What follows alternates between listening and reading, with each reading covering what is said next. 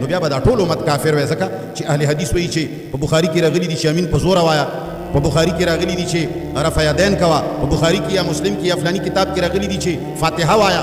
احناف نه وایي نو د پیغمبر خبرې نه انکار دا خو کفر دی. همدارنګه امام شافعي د امام ابو حنیفه خبرې نه مني، امام ابو حنیفه د امام شافعي خبرې نه مني، څلور مذهبونه د یو بل خبرې. السلام علیکم.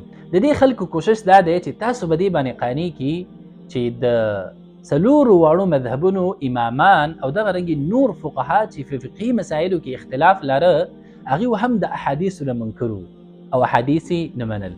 راځئ نن د دې د ټولو نه بې منطقه او جاهلانه ګډوډ او د خلط باره کې خبرې کوو.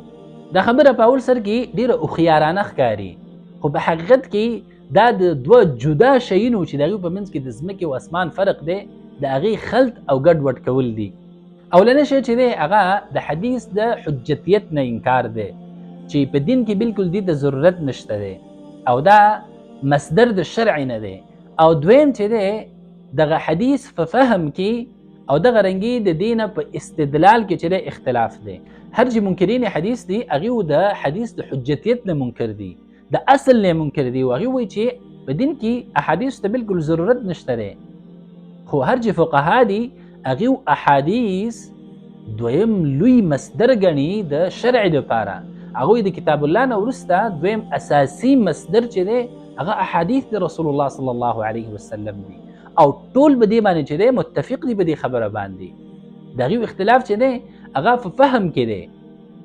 د حدیث نه چې دی یو عالم یو شان فهم اغستی دی، بل عالم کې بل شان فهم اغستی دی، او ټولو چې دی په اخره کې دغه خبره کړې ده. کله چې زما خبره او زما رأی تاسو د صحیح حدیث په مقابله کې ولیدله نو زما خبره چې دی په دیوال باندې ولئ او په صحیح حدیث باندې عمل وکئ. او منکرین حدیث تاسو د احادیثو د منلو نه منع کوي. دا یو واضح فرق دی.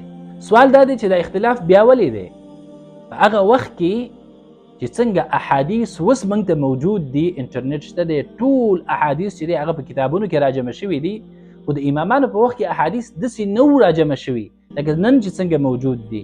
نو یو امام چې هغه په مدینه کې دی هغې ته یو حدیث رسېدلی دی، خو بل امام چې په کوفه کې دی هغې ته دغه حدیث نه دی رسېدلی. نو هر یو ته چې کوم حدیث رسېدلی دی نو هغې کوشش دا کړی چې دغه حدیث نه یو مسله راوباسي او په هغې باندې عمل وکړي.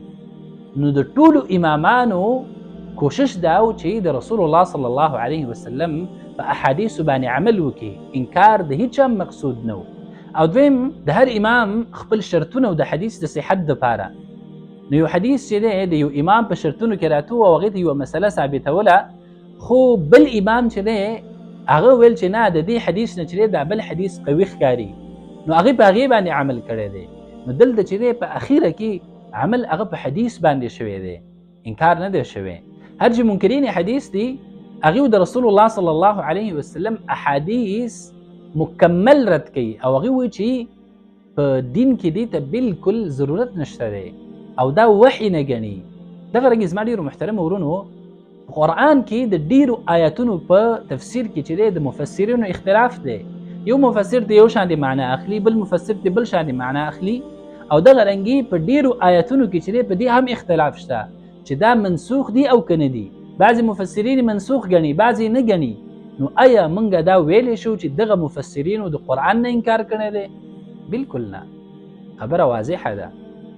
امامانو چې دی حدیث نه انکار نه دی کړی، اختلاف چې راغلی هغه په فهم کې راغلی دی، هغه په استنباط د مسایلو کې راغلی دی. او د حجتیت او د اصل نه انکار دا جدا شی دی، او په فهم کې اختلاف لرل دا د علم ژورتیا راښیي موږ ته. زما ډېرو محترمو ورونو زه تاسو ته یو بل مثال درکړم چې تاسو ورباندې په اسانۍ باندې پوه شئ. بعضې خلک چې دی هغه د قانون په تفسیر کې اختلاف لري او بعضې خلک هغه قانون د سر نه مني نه. نو د دواړو منځ کې فرق شته که نشته دی؟ منکرین حدیث چې دی هغه بالکل قانون د سر نه مني، او هر چې فقها دي هغوی د دغه قانون په تفسیر او په شرح کې چې دی او په فهم کې اختلاف دی. نو دا دواړه جدا جدا شیونه دي.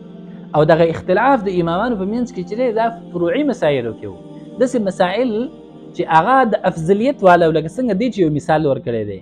بعضې امامان هغه په منځ کې رفع الیدین لاسونه اوچتول چې دا افضله ګڼي، بعضې چې دی نه کول افضل ګڼي، خو ټول به دې باندې متفق دي چې د رفع الیدینو کولو او نه کولو دواړو صورت کې چې دی د انسان مونځ هغه صحیح کېږي. دغه رنګي نور فرعي مسایل هم دي.